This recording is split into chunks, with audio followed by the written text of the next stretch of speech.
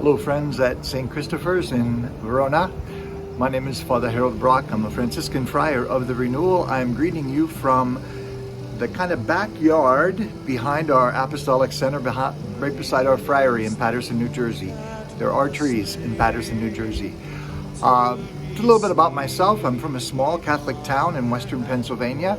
I joined the friars right at the beginning. I was part of the first novitiate class, made my first vows in 1990. Was ordained a priest in 1994, and since then have done lots of different things. I was very much involved in Youth 2000 New York. I directed both the Padre Pio shelter for homeless men and the St. Anthony shelter for homeless men. I was a missionary in Honduras for almost 7 years and helped to establish a free medical center for the poor and a missionary center there. I was a missionary in South Sudan, in Africa, for 2.5 years. We were able to pull together a little House of Mercy spiritual center there. For the last 12 years or so, I've been a full-time preacher, a missionary preacher, traveling the United States, but also making frequent trips to missions in Central America, in the Caribbean, in Africa, and sometimes other places. I'm really looking forward to the upcoming Corpus Christi Eucharistic event at St. Christopher's. The overall theme is the bread of God comes down from heaven and gives life to the world.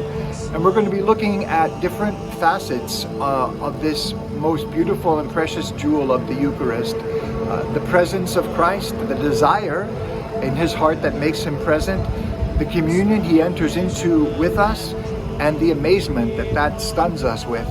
We're going to be also looking at the Lamb who was slain, the passion of Jesus, the pain that he endured, how that connects to our own pain and suffering and gives meaning to sacrifice.